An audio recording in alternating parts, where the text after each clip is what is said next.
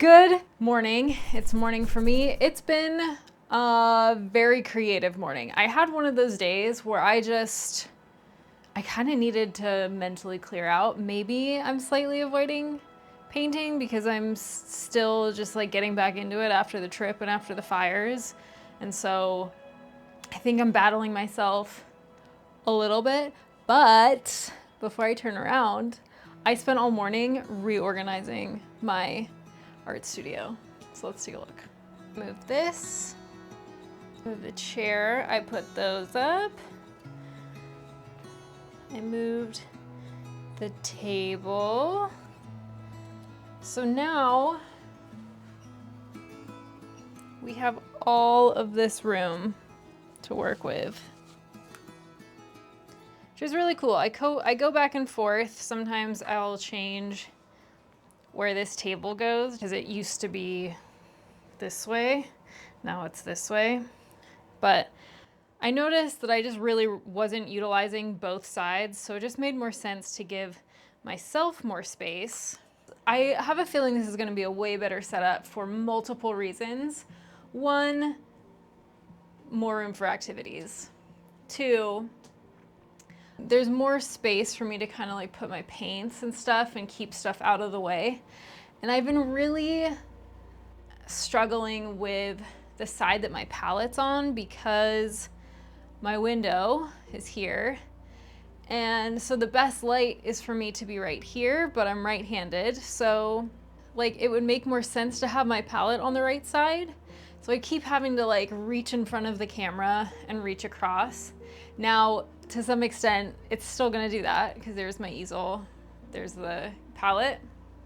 It's still gonna do it, but I can kind of rotate it a little bit straighter, and I'll have more room to like get different camera angles so that maybe I won't be leaning in front of the camera all the time. Anyways, I think it'll just be like easier to reach. It'll be cleaner because it's like, it's right there. We've got a good looking backdrop. Everything just kind of feels like it has a spot and a nook, and I love that. I'm one of those people, I don't like things. It gives me a lot of anxiety if I have a lot of things that like aren't being used. And I kind of felt like I'm gonna sit down. I kind of felt like I was getting into that territory a little bit. I have experimented a lot with different art things over the last year, including resin. And I don't want to say that I'm gonna stop with resin, but like it's just not the same as oil painting. I'm glad I tried. It kind of freed my mind up in some ways, but it's not like my form of expression, you know? Painting is. So I think I need to honor that.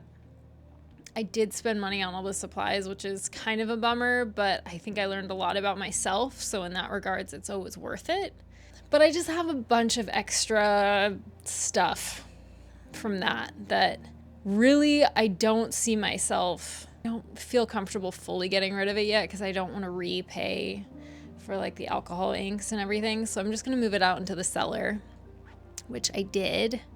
But with that, again, I don't like clutter. I don't like extra things. So let me pin you up here. So I went through, I reorganized my cabinet so that I kind of like got rid of a whole bunch of stuff. And like, that's just kind of stowaway things. And then let's look inside my closet. So then closet-wise, I also organized this, which I loved because it was getting really messy. And as you can already tell, I'm not a messy kind of person, but I organized it so I have all of my canvases here. Business stuff is all piled up there, but I have like all of my canvas. Those are just frames.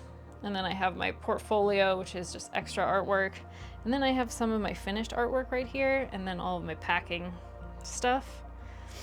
So I basically just have like all of my art stuff organized. And then on this side, I have frames.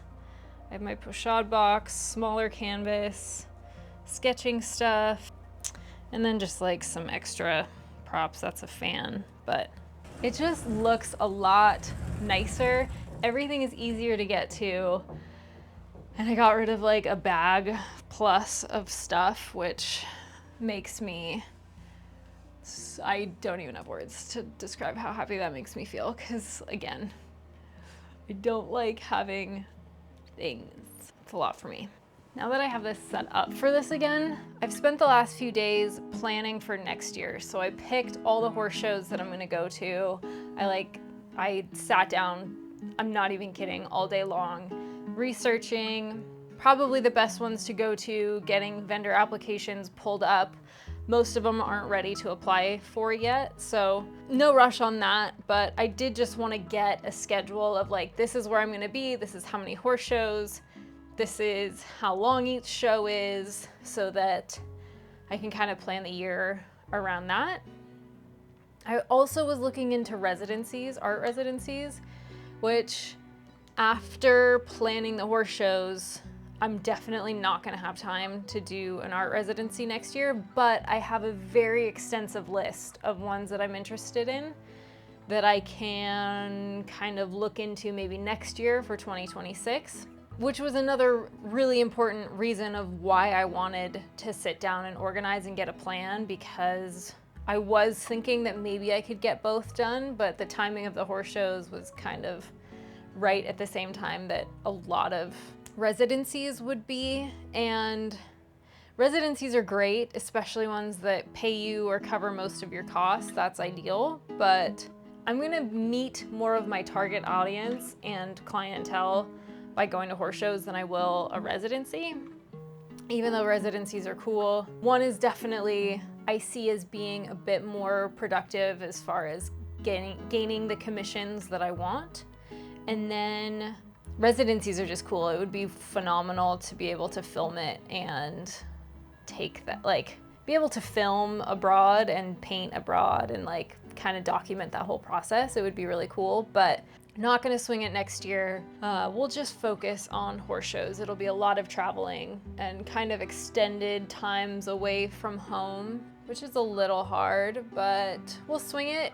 I do have to figure out my tent setup, and I have to get all the paintings done for that. No pressure. Am I panicking? No. A little bit.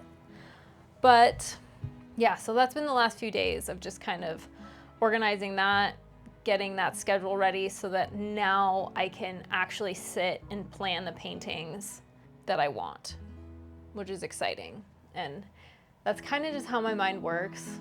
I've been trying to do this thing where it's funny, I've been trying to procrastinate some things. I'm so not a procrastinator that like when I have an idea, when I know something needs to get done, I'm like a then and there. I will drop it, I'll mark it off my list and then carry on. The downside of that is oftentimes artwork gets pushed like further. And that's something that I've kind of struggled with and had to work with myself on. But I've been trying this thing on days that I know I'm gonna be gone doing groceries. I don't really wanna come back and sit and paint for a long time and do like fit in one of my alla primas in that time period. So those days I've been like, okay, that'll be computer days where I catch up. But honestly, I just feel like I've been falling behind on like all computer stuff now. I don't know, I feel it building and it makes it harder for me to sit down and paint. So I just need to be honest with myself, and I'm someone that doesn't procrastinate in order to paint,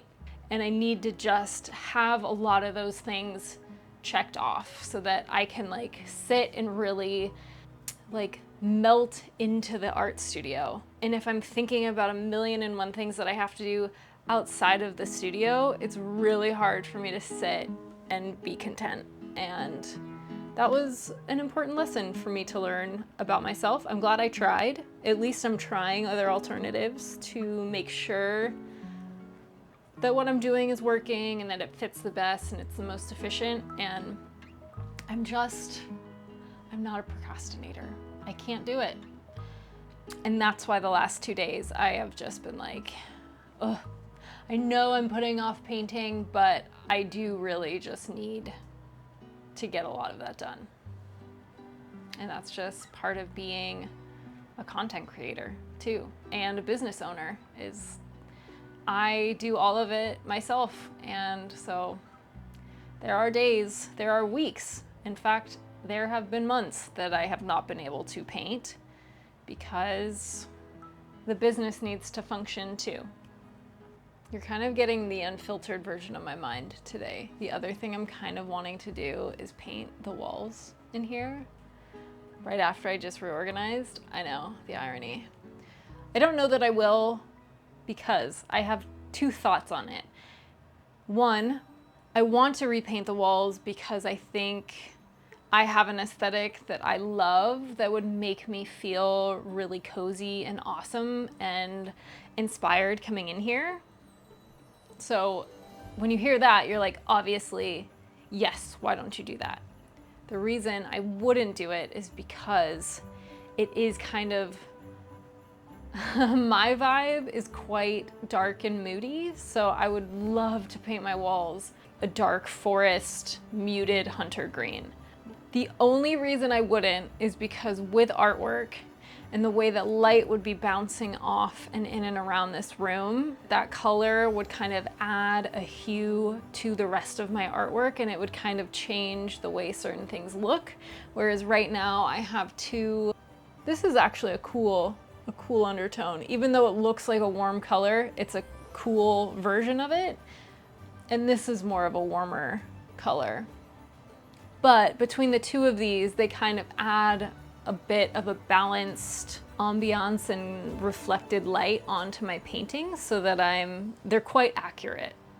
I don't know if you've ever heard of people that tend, like if they have a cool light in their studio, their paintings tend to be extra warm when they go out and bring it out into daylight. They're like, wow, that's way warmer than I thought it was. And vice versa. If you have a really warm fluorescent light, I don't know if that's warm, but if you have a really warm light, oftentimes you'll overcompensate when you're painting and you'll actually paint way cooler. And it's just kind of a goofy thing that you don't even really notice happens until you bring it out into daylight and you're like, whoa. I don't want that to happen. And it's more important to me that I am producing accurate and really good work than it is for me to have a space that necessarily feels perfect. Maybe one day I'll get there, but that's kind of my thought process on it. I haven't decided yet. I would love to have it be a dark green in here, but not at the risk of my artwork. So with this kind of thought process of not wanting to lean in front of the camera all the time and disrupt it and just keep the flow so I can just kind of, it's just right there. And my brain can remember what it was doing a little bit better. I decided it was time to finally get a little art trolley. I did so much research on them. I went through so many because there is some kind of more artistic ones that were like $200 to $400.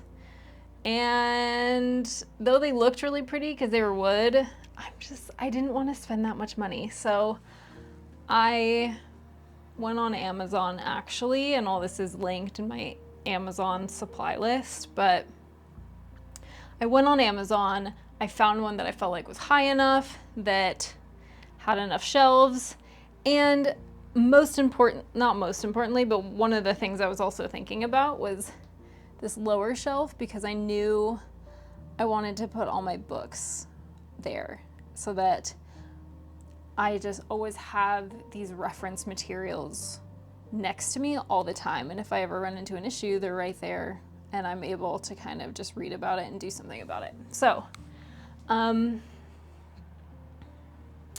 was one of the main things I wanted to buy. With that, it freed up basically a bunch of space on here. That led me to kind of think about just organization in general. Went through all my brushes. I threw out a bunch of old ones that were so rock hard and crusty that there was no way I could salvage them.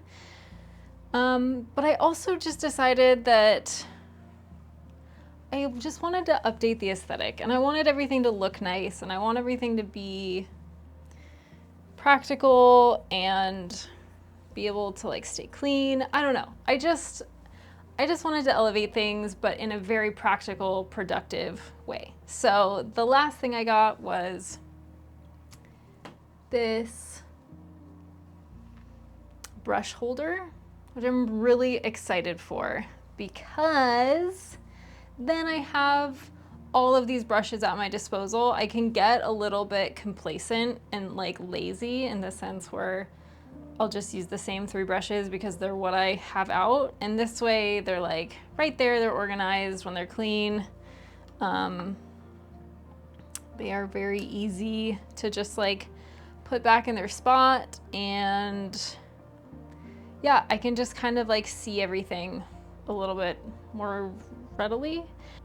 Yeah, I love updating things in the sense where then I can like really put things where they belong, where it makes sense, so that I am most efficient and most productive.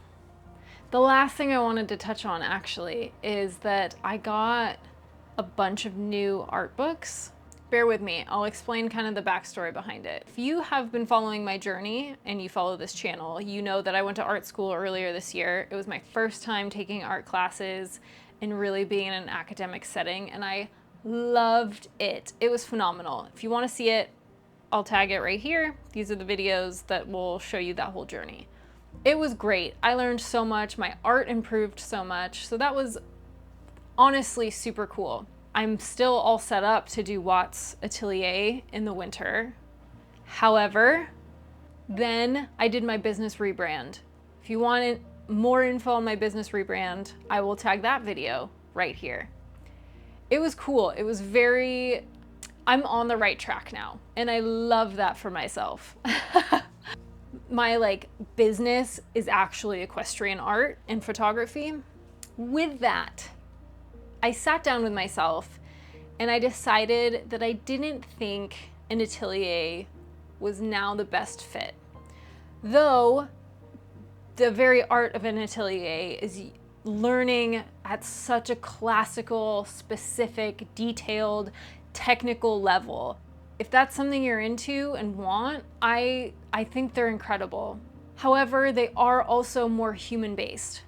Now, art is art. Really, if you can draw a human really well, those same concepts are going to carry over to a horse.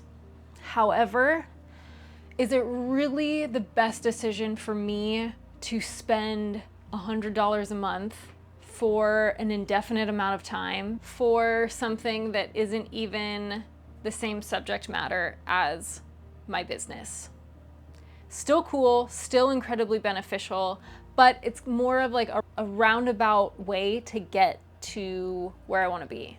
So with that in mind, I looked up a lot of artist workbooks and reference books. Now, what did I get? I got an atelier drawing book. I got a landscape book. I got a horse drawing book.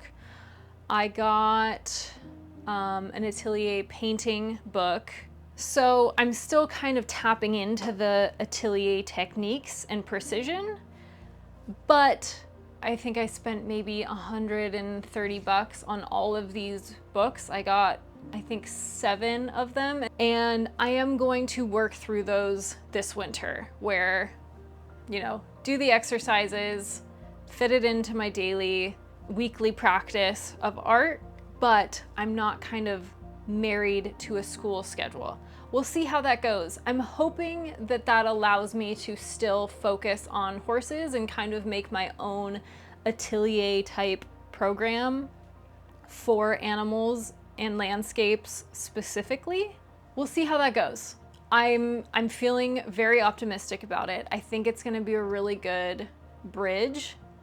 If it's not, then I learned, I'll let you guys know, and then I'll end up going to Watt's Atelier and going through their program.